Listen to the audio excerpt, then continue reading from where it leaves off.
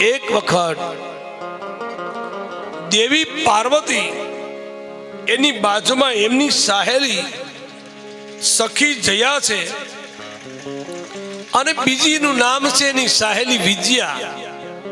આ બંને સહેલી પાર્વતીની સાથે બેઠી છે, વાતો કરે છે કે ભગવાન શિવને તો કેટલા ગણો છે. એ પાર્વતી તમારો એકોય ગણ ખરો? આ બધા તો શિવની આજ્ઞામાં રહે, શિવ કહે એ પ્રમાણે કરે, પણ તમારી આજ્ઞામાં રહે એવો ગણ તમારો ખરો? પાર્વતી કહે કે શિવના ગણ છે મારા જ ગણો છે ને બાપા. પણ વિજયા અને જયાએ આવું કહ્યું વાલા. ત્યારે એ વખતે વિજયા અને જયા આગ્રહ કર્યો. એક દિવસ એવું બને છે, પાર્વતી તેમના નિવાસમાં સ્નાન કરે, દરવાજે નંદી ઉભો છે.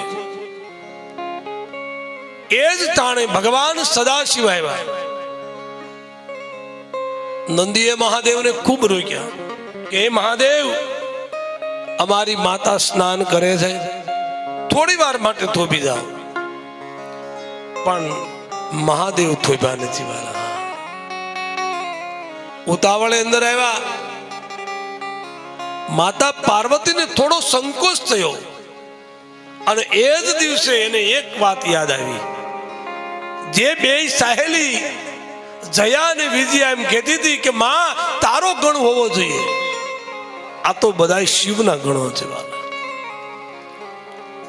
તે જ દિવસે એને નિર્ણય કરી લીધો કે હવે હું મારો જ ગણ પ્રગટ કરીશ વાલા. એના કારણે એકવાર ભગવાન શિવ તપ કરવા વનમાં ગયા છે અને એ જ વખતે પાર્વતીએ પોતાના શરીરનો મેલ ઉતારી અને ધરતી ઉપર મૂક્યો અને એમાં સંસાર કરતા પ્રાણ પૂરતા એમાંથી ગણ હતો એ પ્રગટ થયો બાબા. પાર્વતીનો ગણ છે બાબા. પાર્વતી એમને કાર્ય સોંપ્યું છે કે હે પુત્ર, આજથી તું મારો ગણ કહેવાઈશ. તારે એક કામ કરવાનું છે, દરવાજા ઉપર ચોકી કરવાની છે બસ. એ દિવસે પણ તે દિવસે ભગવાન શિવ આવે છે. શિવજીએ જ્યાં અંદર જવા પ્રવેશ કરે, પાર્વતીના ગણ એમને રોક્યા છે. ભગવાન શિવ કહે તું કોણ છે? કહ્યું કે હું પાર્વતીનો ગણ છું વાલા. પણ ભગવાન તો શિવજી તો વનમાં ગયેલા, એને કઈ ખબર નહીં આ પાર્વતીના ગણની વાલા. ભગવાન શિવ બૂમ મારીને કહે છે તું આંખો ખસી જા, પણ છતાંય ગણ ખસતો નથી વાલા. કહ્યું કે હું મારી માની આજ્ઞામાં રહેનારો છું. હાથમાં ભૂંગળ લઈ ગણપતિ આડા ફરે છે. ભગવાન શિવને ક્રોધ ચડ્યો અને કહે છે હે પુત્ર તું દૂર થઈ જા, પણ છતાંય આ ગણ દૂર થતો નથી. દેવતાઓ બધા આવ્યા છે. શિવ અને પાર્વતીના ગણ વચ્ચે યુદ્ધ થયું છે બાબા. આકાર થવા લાગ્યો અને આ ગણ પણ કોઈ સામાન્ય નહીં, અતિ શક્તિશાળી વાલા. કારણ કે એની સાથે જગદંબાની શક્તિ હતી બાબા. એના કારણે બહુ ક્રોધ ચડ્યો ભગવાન શિવને. બહુ ક્રોધ ચડ્યો શિવને વાલા.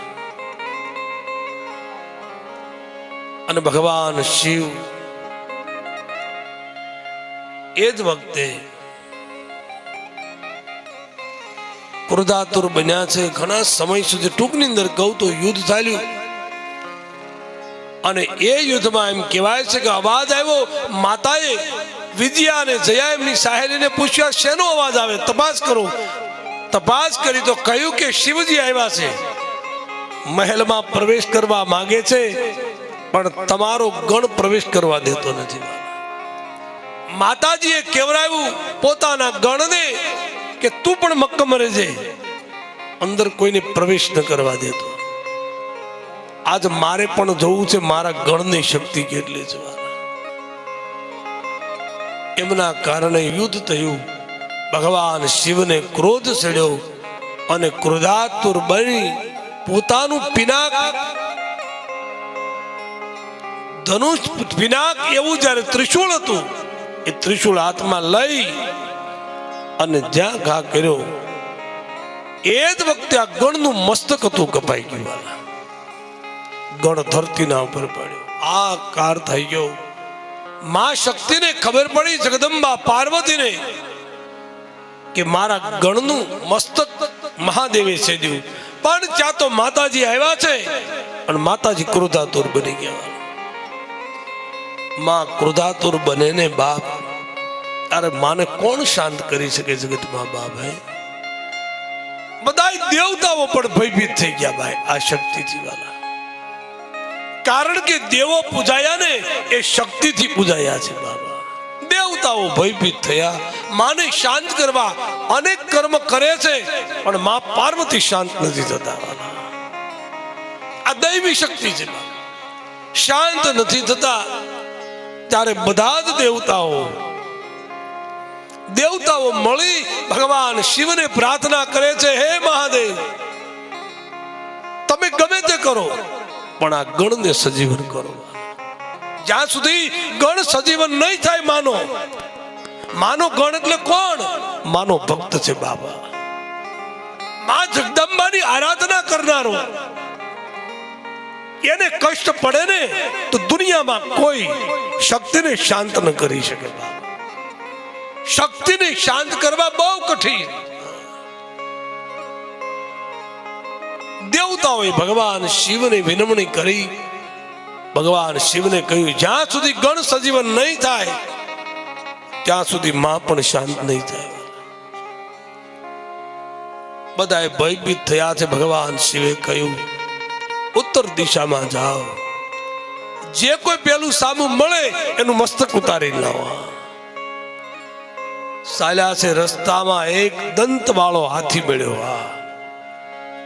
હાથીનું મસ્તક ઉતારી લાવે છે. ગણના ધડ સાથે જોડવામાં આવ્યું છે. ભગવાન હાથમાં અંજલિ લઈ અને ગણ ઉપર જા અંજલિનો સંટકાવ કરે.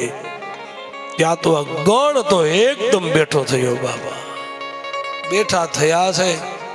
ભગવાન શિવ નામનો જય જયકાર થવા લાગ્યો. એ મહાદેવ તમારો જય હો, જય હો. માં પાર્વતી એકદમ શાંત થઈ ગયા. દોડી પોતાના પુત્ર ગણને એકદમ તેડી હૃદય સરસો જાય પહોંચવાલા. અને એ વખતે ગણ જ્યારે બેઠો થયો ને ત્યારે સઘળા દેવોએ એમના શરણમાં મસ્તક ઝુકાવ્યું. અને એ જ વખતે બધાએ બ્રહ્મા, વિષ્ણુ, મહેશ બધાએ નમન કરી કહ્યું કે તમારા મુખ ઉપર સિંદૂર દેખાઈ રહ્યું છે, એટલે આજથી તમે સિંદૂર વધનો કહેવાય છો બાબા. તમને સિંદૂર સરશે. અને આજે જ તમે પાર્વતીના ગણ છો. દેવી પાર્વતી સમક્ષ દેવતાઓએ આનંદિત થઈ અને કહ્યું કે સિંદૂર વડે તું પૂજાઈશ અને આજ તું તારું નામ ગણપતિ એવું જાહેર કરે છે. ગણેશ એવું ગણપતિ મહારાજનો જય જયકાર થવા લાગ્યો. ગણેશ દુધાળા છે બાબા, સર્વના વિઘ્નને દૂર કરનારો. બધા આનંદમાં આવી શિવજીને પણ પ્રસન્ન કર્યા. પાર્વતી પણ પ્રસન્ન બન્યા છે. ગણેશને ખોળામાં રાખ્યા છે. માતા અને પિતાએ પોતાના પુત્રના માથે હાથ મૂક્યા છે. અને એ જ દિવસે ભગવાન ત્રિદેવો મળીને કહે છે કે આ ગણપતિની જગતમાં પૂજ્ય થશે. પહેલી પૂજા હવે પછી ગણપતિની થશે બાબા. અને ગણપતિ ત્રિદેવોએ શ્રદ્ધાથી પૂજા કરીને કહ્યું કે ગણોનો અધ્યક્ષ ગણપતિ ભાદરવા માસની વદ સોથની તિથિએ ચંદ્રોદય થાય પાર્વતીના શીતમાંથી પ્રગટ થયા. એટલા માટે એ સમયે જે કોઈ ગણપતિનું વ્રત કરશે, દુર્વા વડે પૂજા કરશે, એમની મૂર્તિ ધાતુની, પરવાળાની, માટીની, અગર સફેદ આંકડાની બનાવી પ્રતિષ્ઠા કરી ભાવ શ્રદ્ધાથી જે પૂજા કરશે, એવા લોકોને બાપ આ શ્રદ્ધાથી એમની મનોકામના પરિપૂર્ણ થશે. આવા આશીર્વાદ આપી ગણપતિની વંદના કરી.